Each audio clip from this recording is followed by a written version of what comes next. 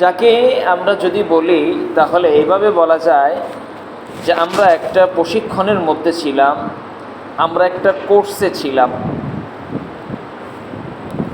এই রমাদান মাসটা হলো কোর্সের মাস, প্রশিক্ষণের মাস। পুরো একটি মাস আমরা সেখানে সিয়াম সাধনার মাধ্যমে, নামাজ ধারাবাহিকভাবে আদায় করার মাধ্যমে, আল্লাহ পাকের ইবাদতের সময়টা কাটানোর মাধ্যমে আমরা একটা কোর্সে অংশগ্রহণ করেছিলাম। দীর্ঘ একটি মাস এই সময়ের মধ্যে আমরা ছিলাম।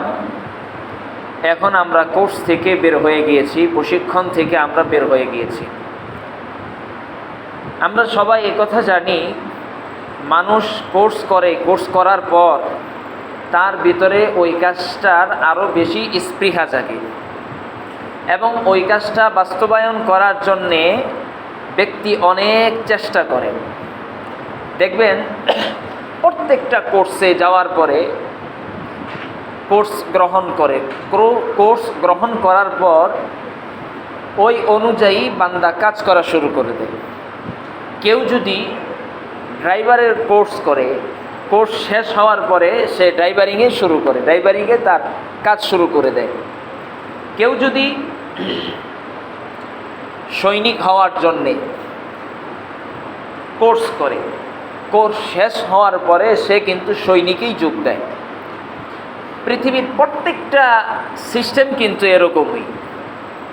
ঠিক মুমিন বান্দারও একটা কোর্সের মাস আছে, সেটা হলো রমাদান মাস। আমরা এই মাসে কোর্স করেছি, প্রশিক্ষণ গ্রহণ করেছি। এখন মুমিন বান্দার কাজ হবে সেই প্রশিক্ষণ অনুযায়ী তার পরবর্তী সময়টা কাজে লাগানো। তার পরবর্তী সময়টা যেইভাবে সে পূর্বে একটি মাস কোর্স করেছে, প্রশিক্ষণ গ্রহণ করেছে, পরবর্তী সময়টা ওইভাবে পালন করার জন্য, ওইভাবে কাটানোর জন্য, এটা মুমিন বান্দার কাজ হবে। কিন্তু দুঃখ পরিতাপের বিষয় হলো, আজকে আমাদের সমাজে এই যে খেয়াল করে দেখবেন, রমজান মাসে ফজরের সালাতে, ফজরের নামাজে যেই পরিমাণ মুসল্লি ছিল, যেই না রমজানের চাঁদ উঠছে, ঈদের দিনও ওই পরিমাণ মুসল্লি মসজিদে খুঁজে পাওয়া যায় না। পুরো বাংলাদেশে একই অবস্থা, সব জায়গায় একই হালত। আমি ঈদের দিন এক জায়গায় ফজরের নামাজ পড়ছি, ভালো একটা মসজিদ, মোটামুটি নামি দামি মসজিদ, হাতে গোনা 7 থেকে 8 জন মুসল্লি হবে, অথচ 2 তালা মসজিদ। জুমার দিনে মসজিদ ভরে যায়, উপরের তালাও ভরে যায়, সামনে দিয়ে চট বিছাতে হয়, অনেক মানুষের সমাগম হয়। কিন্তু ওয়াক্তিও যেদিন ঈদের নামাজ, আগের দিনও ফজরের কাতারে 1.5 থেকে 2 কাতার ছিল, সেই জায়গায় 7-8 জন মানুষে পরিণত হয়েছে, 7-8 জন মানুষ হয়েছে। সব জায়গার একই হালত, একই অবস্থা। আমাদের যদি এই অবস্থা চলতে থাকে, তাহলে মুসলমান কখনো উন্নতি সাধন করতে পারবে না, মুসলমান কখনো উন্নতির শিখরে পৌঁছতে পারবে না। এটাই বাস্তব, এটাই সত্য কথা।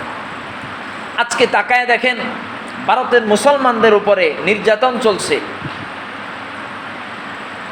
ওপেনলি ভাবে ঈদের নামাজ পড়া নিষিদ্ধ করছে তারা। মুসলমানদের সম্পত্তির উপরে তারা হস্তক্ষেপ করছে।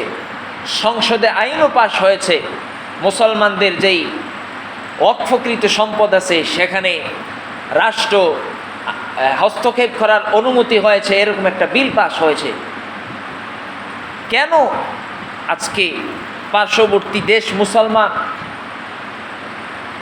এরপরেও কেন এই অবস্থা আমাদের দেখতে হচ্ছে? একমাত্র কারণ, আমরা মাওলা পাককে রাজি করাইতে পারি নাই, মাওলার সন্তুষ্টি অর্জন করতে পারি নাই। যদি আমরা মাওলার সন্তুষ্টি অর্জন করতাম, একটা জিনিস খেয়াল করে দেখেন, নিজে নিজে চিন্তা করেন, আল্লাহ পাক এই জমিনকে একমাত্র মুমিনদের জন্যই টিকায় রাখছেন, এই কথা সত্য। তো কাফের বেঈমানেরা এত সুখ স্বাচ্ছন্দ্যে থাকে কেন? আর আমরা এত নির্যাতিত কেন? আমরা এত কষ্টের মাঝে দিন পার করছি কেন?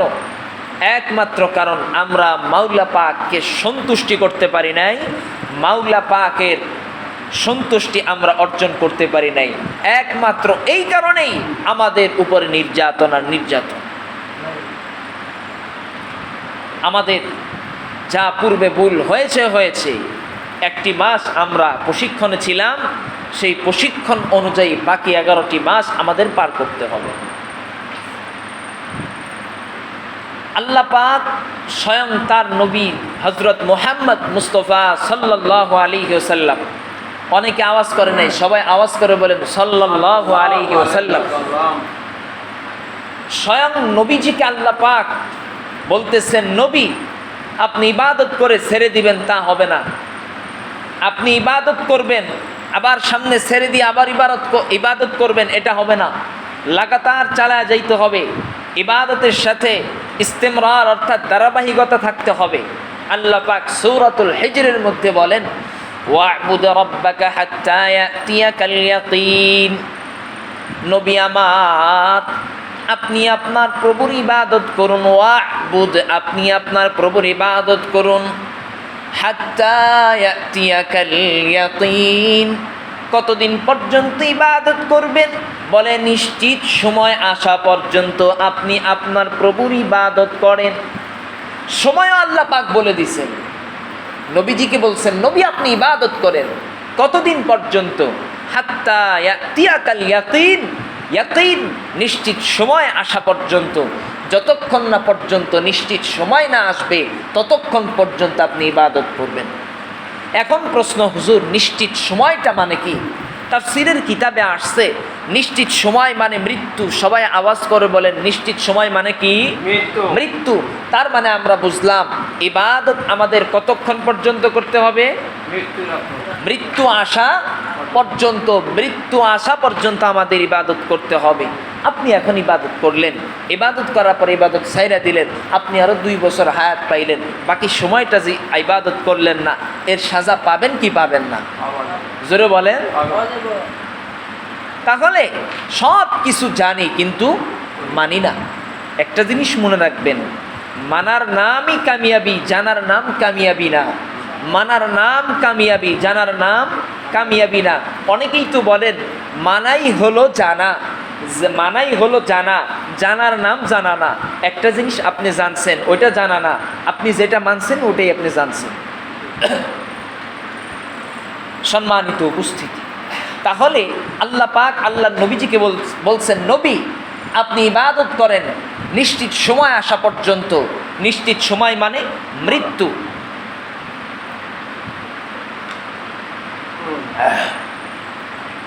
ইমাম কুরতুবী রহমতুল্লাহ আলাইহি বড় একজন ওলি ছিলেন। ইমাম কুরতুবী রহমতুল্লাহ আলাইহি তার তাফসীর গ্রন্থ তাফসীরে কুরতুবীতে এই ইয়াকিনের ব্যাখ্যায় আনছেন, মৃত্যু পর্যন্ত ধারাবাহিকতার সাথে লাগাতার ইবাদত চালায় যাওয়া। ইবাদত যে শুরু করবেন এর মধ্যে আর কোনো কমা দেওয়া যাবে না, আর কোনো দাড়ি দেওয়া যাবে না, আর কোনো এখানে কোনো স্টেপ দাঁড় করানো যাবে না।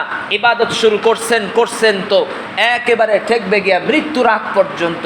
যদি মৃত্যুর আগ পর্যন্ত আপনি ইবাদত না করেন তাহলে যতটুকু আপনি ইবাদত ছাড়ছেন, যেই সময় আপনি ইবাদত ছাড়ছেন সেই সময়ের সাজা অবশ্যই আপনি পাবেনই, কোনো সন্দেহ নেই। তাফসীর ইবনে কাসির, আল্লামা ইবনে কাসির রহমতুল্লাহ আলাইহি উনি ইয়াকিনের ব্যাখ্যা আনছেন। ইয়াকিন মানে হলো ইবাদত করবা মৃত্যুর সময় আসা পর্যন্ত। যখন তোমার মৃত্যু আসবে তখনই তোমার ইবাদত শেষ হবে, এর আগে তুমি ইবাদত ছাড়তে পারবে না। জোরে আওয়াজ করে বলেন ছাড়তে পারবে না। তাহলে আমরা রমজান মাসে যেই সমস্ত ইবাদতগুলো করছি, পরিবেশের কারণে হোক, মাসের কারণে হোক, আল্লাহ পাক আমাদেরকে যে বুঝ দান করেছিলেন সব কিছুর কারণেই হোক, যত আমল করছি ওই সমস্ত আমলগুলো ছাড়া যাবে না। জোরে বলেন ছাড়া যাবে না।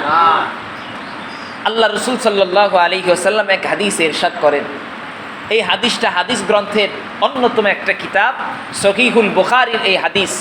আল্লাহ নবী সাল্লাল্লাহু আলাইহি ওয়াসাল্লাম ইরশাদ করেন, ক্বালা রাসূলুল্লাহ সাল্লাল্লাহু আলাইহি ওয়া আলিহি ওয়াসাল্লাম, নবীজি সাল্লাল্লাহু আলাইহি ওয়াসাল্লাম ইরশাদ করেন, আহাব্বুল আ'মালি ইলাল্লাহ, আদওয়ামুহা ওয়া ইন ক্বাল্লা, আল্লাহ পাকের নিকটে পছন্দনীয়, সব থেকে পছন্দনীয় আমল হলো ওইটা যেইটা লাগাতার করা হয়, ওটাই হলো আল্লাহ পাকের কাছে পছন্দনীয়। ওয়া ইন ক্বাল্লা, যদিও তা পরিমাণে অল্প হয়। সুবহানাল্লাহ বলবেন না? আপনি ফজরের সালাত আদায় করছেন, ফজরের নামাজের পরে কিছুক্ষণ পরে, আধা ঘন্টা পৌনে 1 ঘন্টা পরে চাশতের নামাজ আছে, এশরাকের নামাজ আছে, কিছুই পড়লেন না, আপনি কিচ্ছু করলেন না, ফজরের নামাজের পরে বের হয়ে গেলেন, আবার ঠিক জোহরের নামাজে আসলেন, আসরের নামাজে আসলেন, আপনি ধারাবাহিকভাবে আপনার উপরে যেই সমস্ত ফরজ ইবাদতগুলো আছে ওগুলো করলেন, কিন্তু পরিমাণে অল্প, এটাই আল্লাহ পাকের কাছে দামি। কিন্তু আপনি ছাইরা ছাইরা করলেন, স্টপ দিলেন মাঝখানে, কমা দিলেন, দাড়ি দিলেন, ওই ইবাদত আল্লাহ পাকের কাছে পছন্দনীয় না। এশারের নামাজের পরে দাঁড়াইছেন ফজর পর্যন্ত আপনি নামাজ পড়লেন, ফজরের নামাজের পরে একটু আলসামি ভাব আসছে, অলসতা আসছে, শুয়ে পড়ছেন, ঘুমায়া গেছেন, ফজরের নামাজ পড়লেন না, এটা লাভ নাই, এটার লাভ নেই। ফজরের এশারের নামাজের পর আপনি 2 রাকাত নামাজ, নফল নামাজ পড়েন অতিরিক্ত, আবার ফজরের সালাত আদায় করেন, আপনি লাগাতার এই আমল করে যান, এটা আল্লাহ পাকের কাছে বেশি দামি। একবার সব আমল কইরা ফেলাইলাম, ওইটা আল্লাহ পাকের কাছে দামি না। বেশি দামি হলো ওইটা যেইটা লাগাতার করা হয়, কিন্তু পরিমাণে অল্প হলেই ওটাই যথেষ্ট। তাহলে আমরা বুঝলাম, এতক্ষণ যে কথাগুলো বললাম এটার মাধ্যমে আমরা এতটুকু বুঝতে পারলাম, আমরা যা ইবাদত করি না কেন ধারাবাহিকতার সাথে লাগাতার ইবাদত চালায়া যাইতে হবে, ইবাদত ছাড়ার বিন্দু পরিমাণ কোনো সুযোগ নাই। মুহতারাম উপস্থিতি, আমরা রমজান মাসে আল্লাহ পাক আমাদেরকে যে বুঝ দান করেছিলেন, আমাদেরকে একটা হিদায়াত দান করেছিলেন, সহি বুঝ দান করেছিলেন, বুঝের কারণে আমরা রোজা রেখেছি, বুঝের কারণে আমরা যেই সমস্ত নামাজগুলো এখন পড়ি না ওই সমস্ত নামাজগুলো রমজান মাসে পড়তাম, রমজান মাসে আমরা একটু বেশি দান করতাম, সব কিছু আমরা রমজান মাসে একটু বেশি করতাম, সেই জিনিসটা ছাড়া যাবে না। দেখেন ছাড়ার কারণে কি ক্ষতি হয়েছে। হযরত মূসা আলাইহিস সালাম, ওনার জামানায় একজন লোক ছিল, নাম ছিল বালআম বিন বাউরা, বালআম ইবনে বাউরা।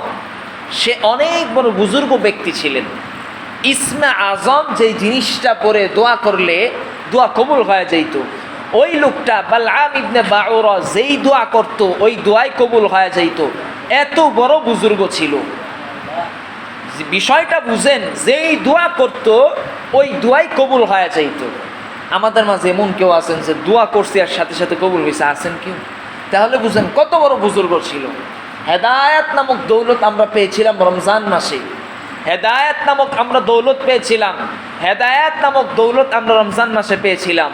সেই হেদায়েত নামক দৌলত যাতে করে গুনাহের কারণে, খামখেয়ালির কারণে না ছুটে যায়, সেই হেদায়েতকে আঁকড়ে ধরে থাকা। ইহদিনাস সিরাতাল মুস্তাকিম, বেশি বেশি এই আয়াতটা তেলাওয়াত করা, আল্লাহুম্মা ইহদিনা ফীমান হাদাইত, এই সমস্ত দোয়াগুলো পাঠ করা, আল্লাহ পাকের কাছে দোয়া করা, হে আল্লাহ আপনি আমাদেরকে হেদায়েতের উপর রাখুন, জোরে বলি আমিন। এই বালআম ইবনে বাউরা এত বড় বুজুর্গ ছিল, যেই দোয়া করতো সেই দোয়া সাথে সাথে কবুল হয়ে যাইত। মূসা আলাইহিস সালাম এবং বনি ইসরাইল সম্প্রদায়, তাদের উপরে ওই সময়ের একটা গোত্র ছিল, গোত্রের নাম ছিল জাব্বারিন। ওই জাব্বারিন সম্প্রদায়ের বিরুদ্ধে যুদ্ধের ঘোষণা দিয়ে দিলেন। আল্লাহ পাক বললেন মূসা পয়গম্বরকে, তুমি এবং তোমার জাতি বনি ইসরাইল তোমরা জাব্বারিনদের বিরুদ্ধে যুদ্ধ করবা। বনি ইসরাইল বিরাট আজব জাতি, বনি ইসরাইল বড় আশ্চর্য জাতি এরা।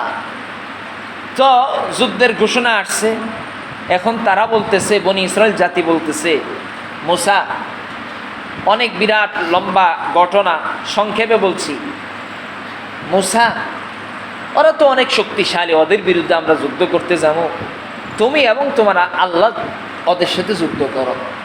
এই সমস্ত পোল্টিবাজ জাতি হলো বনি ইসরাইল।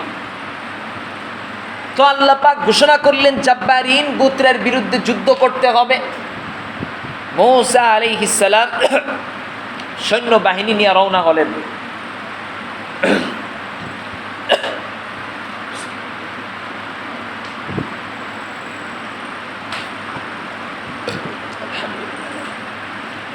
মূসা আলাইহিস সালাম সৈন্যবাহিনী নিয়ে রওনা হলেন জাব্বারিনদের বিরুদ্ধে যুদ্ধ করার জন্যে।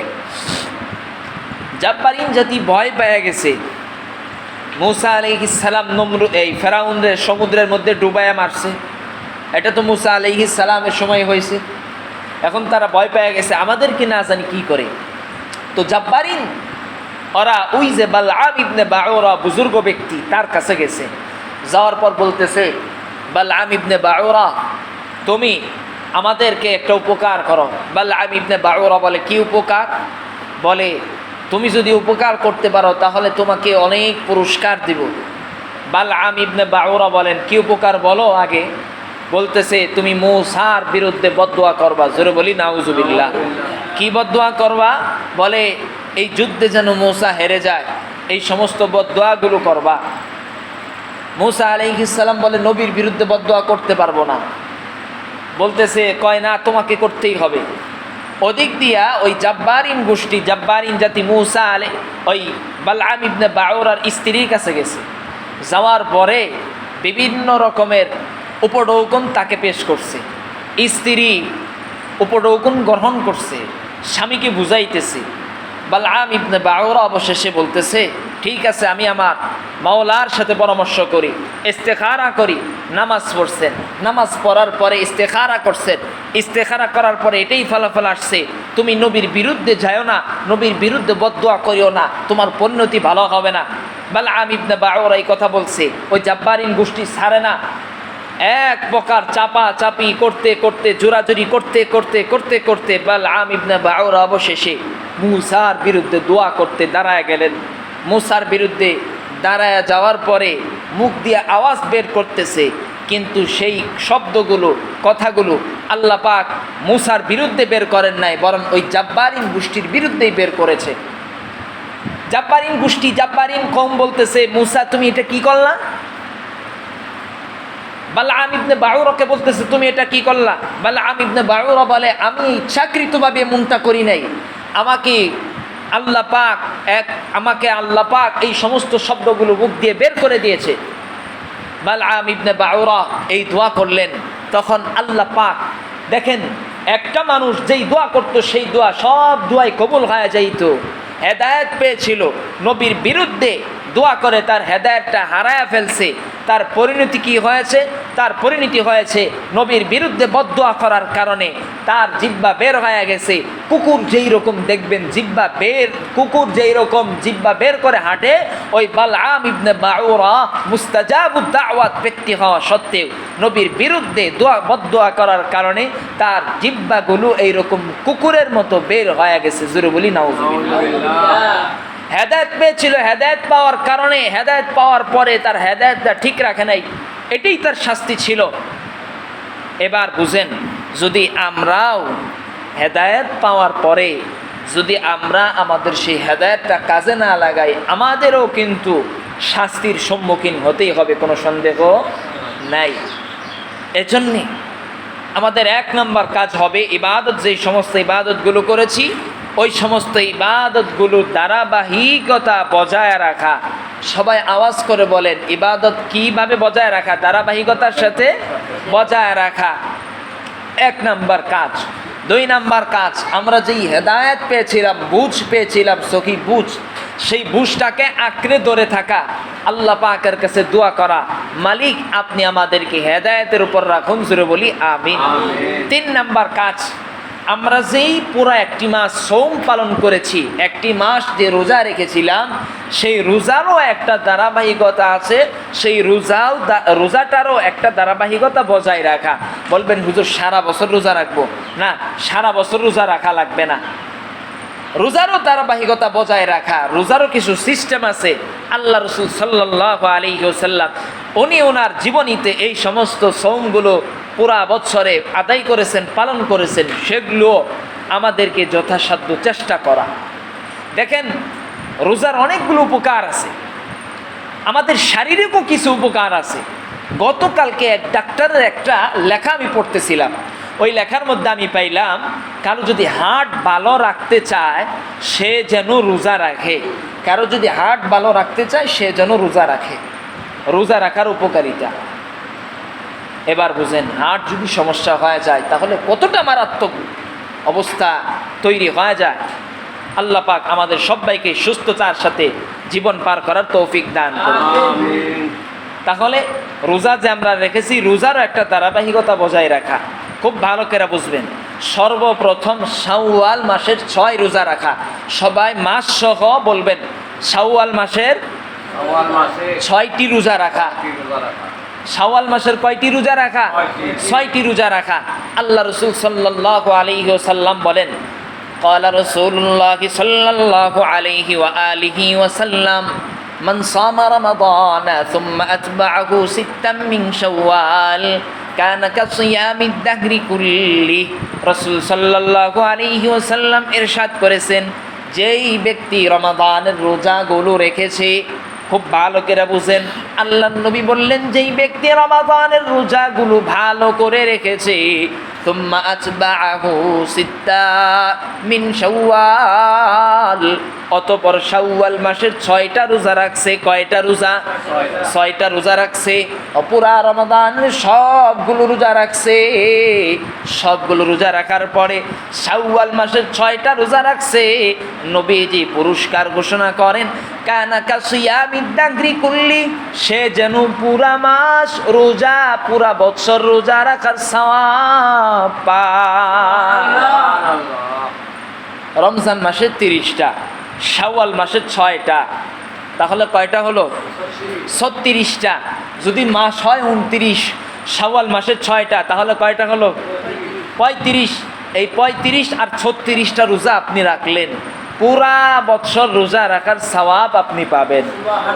একটু জোরে আওয়াজ করে বলেন। এখন কথা হলো, এই 6টা রোজা কিভাবে রাখবো? দেখেন, কারো যদি সুযোগ থাকে তাহলে লাগাতার 6টা রোজা রেখে ফেলবেন, কোনো সমস্যা নাই। যদি কারো সুযোগ থাকে লাগাতার 6টা রোজা রাখবেন। যদি কারো সুযোগ না থাকে, কোনো কাজ থাকে, তাহলে একদিন গ্যাপ দিয়েও রাখতে পারেন। অথবা যদি কারো আরও বেশি কাজ থাকে, 3 দিন পরে, 4 দিন পরে, 5 দিন পরেও আপনি রাখতে পারেন। একটা রাখছেন, 5 দিন পরে আবার রাখলেন। আপনি পুরা শাওয়াল মাসে 6টা রোজা রাখবেন। শাওয়াল মাসে আপনি আপনার সময় অনুযায়ী যেভাবে রাখতে মনে চায় ওইভাবেই রাখবেন। যদি রাখেন, পুরস্কার হলো পুরা বছর রোজা রাখার সওয়াব আল্লাহ পাক দিয়ে দিবেন। আবার অনেকেই রমজান মাসের রোজা কিন্তু রাখে নাই। এরা যদি এই রোজা রাখে, তাদের প্রথম কাজ হলো আগে সেই রমজানের কাজা রোজাটা আদায় করা। আগে যেই রোজাটা ছাড়ছে ওই রোজাটা আদায় করা, তারপরে বাকি আমল করা। তাহলে আমরা আজকের এই আলোচনা 1 নাম্বার আলোচনা পাইলাম ইবাদতের ধারাবাহিকতা বজায় রাখা। 2 নাম্বার আমরা পাইলাম হেদায়েত যে পেয়েছি সেটার উপরে অটল থাকার চেষ্টা করা।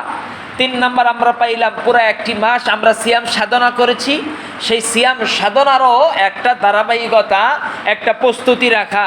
এর মধ্যে 1 নাম্বার হলো শাওয়াল মাসের 6টা রোজা। 2 নাম্বার জিলহজ মাসের 9 তারিখের রোজা। জিলহজ মাস, এখন চলতেছে শাওয়াল মাস, সামনে চলবে জিলকদ মাস, এরপরের মাস হলো জিলহজ মাস। ওই জিলহজ মাসের 9 তারিখ অর্থাৎ আরাফার দিনের রোজা রাখা। আল্লাহ রাসূল সাল্লাল্লাহু আলাইহি ওয়াসাল্লাম নিজেই রোজা রাখতেন।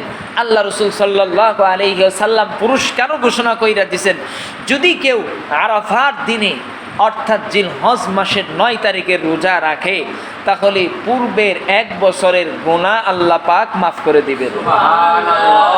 কয় তারিখের রোজা এটা? জিলহজ মাসের 9 তারিখ। এই কথা না বললে কিন্তু আমার মুখ দিয়ে কথা বের হবে না। সবাই কথা বলবেন, জিলহজ মাসের কয় তারিখ? 9 তারিখ। এই জিলহজ মাসের 9 তারিখের রোজা কেউ যদি রাখে, তাহলে তার পুরস্কার হলো বিগত বছরের 1 বছরের গুনাহ আল্লাহ পাক মাফ করে দিবেন। সুবহানাল্লাহ। দেখছেন, ইবাদত আপনি অল্প করলেন, একটা রোজা মাত্র রাখলেন, জিলহজ মাসের একটা রোজা আপনি রাখলেন, এটার পুরস্কার আল্লাহ পাক আপনাকে কি পরিমাণ পুরস্কার দিচ্ছেন। আল্লাহ পাক আমাদের সবাইকে রাখার তৌফিক দান করুন। তাহলে রোজার ধারাবাহিকতা বজায় রাখা। 1 নাম্বার আমরা পাইলাম শাওয়াল মাসের 6টা রোজা রাখা। 2 নাম্বার আমরা পাইলাম জিলহজ মাসের 9 তারিখের রোজা রাখা। 3 নাম্বার মুহররম মাস, জিলহজ মাসের পরের মাস হলো মুহররম মাস। এই মুহররম মাসের রোজা রাখা, এই মুহররম মাসেরও রোজা আল্লাহ রসুল সাল্লাল্লাহু আলাইহি ওয়াসাল্লাম রাখতেন। আশ্চর্যজনক বিষয় হলো এই রমজানের রোজা ফরজ হওয়ার পূর্বে মুহররমের রোজা ফরজ ছিল। সেই মুহররমের রোজা আল্লাহ রসুল সাল্লাল্লাহু আলাইহি ওয়াসাল্লাম রাখতেন। যদি আমরা পারি তাহলে আমরা মুহররমের রোজা রাখবো।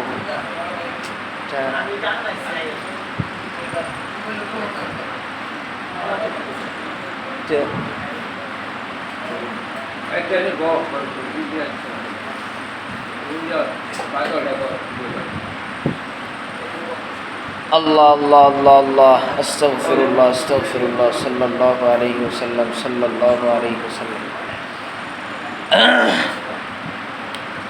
তাহলে আমরা আলোচনা করছিলাম আমরা যে রমজান মাসে সিয়াম সাধনা করেছি সেটারও ধারাবাহিকতা বজায় রাখা। 1 নম্বর শাওয়াল মাসের কয়টা রোজা রাখা? 6টা রোজা রাখা। পুরস্কার কি? পুরা বছর রোজা রাখার সওয়াব আল্লাহ পাক দিবেন। 2 নম্বরে আমরা পাইলাম জিলহজ মাসের কয় তারিখের রোজা রাখা? 9 তারিখ। পুরস্কার কি? বিগত 1 বছরের গুনাহ মাফ করে দিবেন। 3 নম্বর আমরা পাইলাম মুহররম মাসের রোজা রাখা। 4 নম্বর আমরা পাইলাম, 4 নম্বর আমরা যেটা বলবো সেটা হলো আল্লাহ রসুল সাল্লাল্লাহু আলাইহি ওয়াসাল্লাম প্রত্যেক সপ্তাহের 2 দিন রোজা রাখতেন। কয় দিন? 2 দিন রোজা রাখতেন। কোন কোন দিন? সোমবার দিন এবং বৃহস্পতিবার দিন। কোন দিন? সোমবার দিন আর বৃহস্পতিবার দিন আল্লাহ রসুল সাল্লাল্লাহু আলাইহি ওয়াসাল্লাম এই রোজা রাখতেন। আমরা যদি পারি তাহলে এই রোজা রাখার চেষ্টা করব ইনশাআল্লাহ। যাদের পেটে গ্যাস তারা বেশি করে রোজা রাখবেন। যেই সমস্ত যুবক ভাইয়েরা বিবাহের বয়স হয়েছে কিন্তু পারিবারিক কারণে বা অন্য কোনো কারণে বিবাহ করতে পারছি না, এদেরকেও আমি একটা পরামর্শ দিব, সেটা হলো এই রোজা রাখেন, আপনার খায়েশাত ইনশাআল্লাহ অনেক কমে যাবে। তাহলে আমরা রোজা রাখার চেষ্টা করব তো ইনশাআল্লাহ। তাহলে 1 নম্বর শাওয়াল মাসের 6 রোজা, জিলহজ মাসের 9 তারিখের রোজা, মুহররম মাসের রোজা, প্রত্যেক সপ্তাহের সোমবার এবং বৃহস্পতিবারের রোজা। 5 নম্বর প্রত্যেক মাসের 3টা রোজা। কয়টা রোজা? 3টা রোজা। আল্লাহ রসুল সাল্লাল্লাহু আলাইহি ওয়াসাল্লাম প্রত্যেক মাসে 3টা করে রোজা রাখতেন। 13, 14 এবং 15 তারিখ প্রত্যেক আরবি মাসের 13, 14, 15। কিন্তু আমরা তো আরবি মাসের হিসাবই জানি না, আমরা আরবি মাস জানি না, কিন্তু আমরা কীভাবেই বা রোজা রাখবো? আল্লাহ আমাদের হেফাজত করুক। তাহলে প্রত্যেক মাসে 13, 14, 15 তারিখের রোজা রাখবো। আল্লাহ রসুল সাল্লাল্লাহু আলাইহি ওয়াসাল্লাম বলেন, ইবনে মাজাহ শরীফের এই হাদিসের সমর্থনে হাদিসটা আনে, প্রত্যেকটা নেক আমল, একটা নেক আমল 10টা নেক আমলের সমান। জোরে বলবেন, একটা নেক আমল কয়টা নেক আমলের সমান? একটা নেক আমল কয়টা নেক আমলের সমান? 1 দিন তাহলে কয় দিনের সমান হবে? 10 দিনের সমান হবে।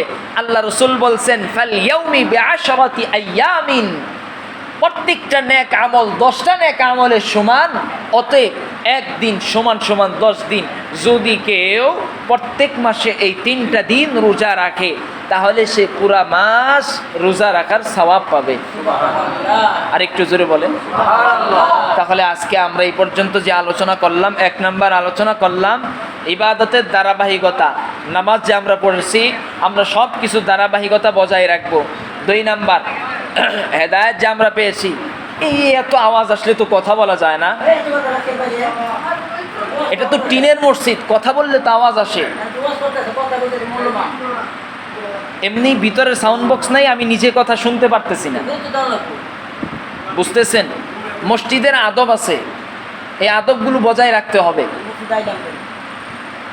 আপনারা মনে করতেছেন আমি কিন্তু বহু বড় বড় মসজিদে জমা পড়াইছি, এই বাউল কলেজ মসজিদে আমি জমা পড়াইছি, এখানে কিন্তু আপনার এই স্টুডেন্ট ছাত্ররা থাকে, অধ্যক্ষরা থাকে, সেখানেও কথা বলেছি। আপনার এই bus stand, Joydebpur bus stand মসজিদও আমি জমা পড়াইছি। 2 তালা মসজিদ, 3 তালা মসজিদ, পুরা তালা বইরা যায়, এই সমস্ত জায়গায় জমা পড়াইছি। তো মানুষ তো এর থেকেও আরও বেশি ছিল, বিভিন্ন জায়গায় কথা বলি, মানুষ তো এর থেকেও আরও বেশি থাকে। তো এই অল্প মানুষ যদি শৃঙ্খলা বজায় না রাখেন তাহলে তো এটা তো হলো না। কথাগুলো বুঝতে হবে। সপ্তাহে মাত্র একটা দিন, যদি কথা না বুঝেন, যদি আমল না করেন, তাহলে মাওলা পাকের জান্নাত পাবেন কিভাবে? জান্নাত পাওয়া কিন্তু সহজ না। জান্নাত পাওয়া সহজ, আবার সহজ না। যদি মানি তাহলে সহজ, না মানলে সহজ না। এজন্যে মসজিদের আদব আছে, সেই আদবগুলো আমরা বজায় রাখবো। ওই বারিন্দায় কথা বললে এখানে আওয়াজ আসে, কারণ এদের টিনের মসজিদ। মসজিদে আসছেন, অল্প সময় একটু আদবের সাথে বসেন, সওয়াব হবে। কথাগুলো শুনেন, আমল না করতে পারলেও ব্রেনের মধ্যে রাখেন। আল্লাহ আমাদের সবাইকে বোঝার তৌফিক দান। তাহলে আমরা এই পর্যন্ত আলোচনা করেছিলাম ইবাদতের ধারাবাহিকতা বজায় রাখা, হেদায়েত যে পেয়েছিলাম হেদায়েতের উপর অটল থাকা, আল্লাহ পাকের কাছে দোয়া করা, রমজানের যে রোজা রেখেছি সেই রোজারও ধারাবাহিকতা বজায় রাখা। গুরুত্বপূর্ণ একটা রোজা হলো শাওয়াল মাসের রোজা, কমাস কম এটা আমরা রাখার চেষ্টা করব। এরপরে জিলহজ মাসের 9 তারিখের রোজা আছে, সেটাও আমরা রাখার চেষ্টা করব। মুহররম মাসের রোজা আছে, সেটাও আমরা রাখার চেষ্টা করব। প্রত্যেক মাসের 13, 14, 15 তারিখের রোজা আছে, যদি পারি তাহলে রাখবো। এবং প্রত্যেক সপ্তাহের সোমবার এবং বৃহস্পতিবার যদি পারি তাহলে রাখার চেষ্টা করব ইনশাআল্লাহ। এরপরে আসেন দান সদকা। আমরা রমজানে অনেক দান সদকা করেছি। এই গত সপ্তাহে মানুষের পরিমাণ অল্প ছিল, প্রায় 1250 টাকার মতো উঠেছে। আলহামদুলিল্লাহ, মানুষ অল্প, যে কি পরিমাণ আমরা দান করেছি এবার বুঝেন। সেই দানের ধারাবাহিকতা বজায় রাখা। দেখেন, এই দানের মাধ্যমে আপনার বালা মুসিবত দূর হয়, দানের মাধ্যমে আপনার সংসার বরকত আসবে ইনশাআল্লাহ, আপনার সম্পদ বৃদ্ধি করবে ইনশাআল্লাহ। আল্লাহ পাক কোরআনুল কারীমে বলেন, প্রত্যেকটা দানা 60টা দানায় রূপান্তরিত হয়। একটা দানা 60টা দানায় রূপান্তরিত হয়, ওই 60টা দানা 700 দানায় রূপান্তরিত হয়। مثل الذين ينفقون أموالهم في سبيل الله كمثل حبة أنبتت 7 سنابل في كل سنبلة 100 حبة। আল্লাহ বলেন, যেই ব্যক্তি আল্লাহর রাস্তায় দান করে প্রত্যেকটা দানা 60টা দানায় রূপান্তরিত হয়ে যায়, আর ওই 60টা দানা 700 দানায় রূপান্তরিত হয়ে যায়। এবার বুঝেন, কেউ যদি আল্লাহর রাস্তায় 1 টাকা দান করে তাহলে ওইটা 60টা টাকায় রূপান্তরিত হয়ে যায়। এরপরে আল্লাহ বলেন, ওই 60টা টাকা আবার 700 টাকায় রূপান্তরিত হয়ে যায়। ওয়াল্লাহু ইউদাইফু লিমান ইয়াশা। আল্লাহ বলেন, যাকে আল্লাহ চান তাকে আল্লাহ আরো বাড়ায়া দেন। একে তো দিল 7, সাথে দিল 700। এরপরে আল্লাহ বলছেন, আমি আল্লাহ যার প্রতি সন্তুষ্ট তাকে আমি আল্লাহ আরো বাড়ায়া দেই। এবার বুঝেন, তাহলে এই দান যে আমরা করেছি সেই দানের ধারাবাহিকতা বজায় রাখতে হবে কি হবে না? আল্লাহ আমাদের তৌফিক দান করুক। 5 নাম্বার কাজ, আমরা যেটা পূর্বেও বলেছি, আমরা যেই সালাত আদায় করেছি সেই সালাতগুলো যথাযথভাবে বজায় রাখা। বিশেষত আমরা যে নফল নামাজগুলো পড়েছি, সুন্নত নামাজগুলো, কেউ যদি দৈনন্দিন 12 রাকাত সুন্নত পড়ে তার জন্য জান্নাত ওয়াজিব হয়ে যায়। এই নফল ইবাদতের মাধ্যমে আল্লাহ পাকের নৈকট্য লাভ করা যায়। নফল ইবাদত ছাড়া কোনো বান্দা ওলি হতে পারবে না। যার নফল ইবাদত নাই, সে যদি দাবি করে আমি সবচেয়ে বড় ওলি, খবরদার, সে বড় ওলি হতে পারবে না। নয়তো অনেক পাবলিক দেখবেন সে কিন্তু 5 ওয়াক্ত নামাজ পড়ে, নামাজ পড়তে পড়তে কপালের দাগ পর্যন্ত পড়ে গেছে, কিন্তু সে ওলি না। কারণ তার ভিতরে নফল ইবাদতের ইহতিমাম নাই, গুরুত্ব নাই। নফল ইবাদত ওভার ডিউটির মাধ্যমে যেই রকম বিশেষ পুরস্কার পাওয়া যায়, অতিরিক্ত টাকা পাওয়া যায়, অতিরিক্ত পুরস্কার পাওয়া যায়, ঠিক নফল ইবাদতের মাধ্যমেও বান্দা আল্লাহ পাকের নৈকট্য অর্জন করে। এজন্য নফল ইবাদতগুলো আমরা পালন করার চেষ্টা করব। বিশেষ করে প্রত্যেক নামাজের আগে পরে যেই সমস্ত সুন্নতগুলো আছে, 12 রাকাত সুন্নত আমরা পড়ার চেষ্টা করব ইনশাআল্লাহ। ফজরের আগে 2 রাকাত, জোহরের আগে 4 রাকাত, জোহরের পরে 2 রাকাত, জুমার দিনে জুমার আগে 4 রাকাত, জুমার পরে 4 রাকাত। যেহেতু জুমার নামাজ 2 রাকাত, ওই হিসাবে জুমার পরে 4 রাকাত। এরপরে মাগরিবের পরে 2 রাকাত, এরপরে আপনার এশারের পরে 2 রাকাত সুন্নত, আর 3 রাকাত বেতের আমরা পড়ার চেষ্টা করব ইনশাআল্লাহ। সর্বশেষ কথা, রমজান মাস আমরা অনেকেই গুনাহ থেকে বিরত ছিলাম, গুনাহ থেকে বিরত থাকার জন্য যথাসাধ্য চেষ্টাও করেছি। এই বাকি 11টি মাস আমরা ওইভাবে চেষ্টা করব ইনশা আল্লাহ। দেখেন গুনার মধ্যে কিন্তু শান্তি নাই, গুনার মধ্যে শান্তি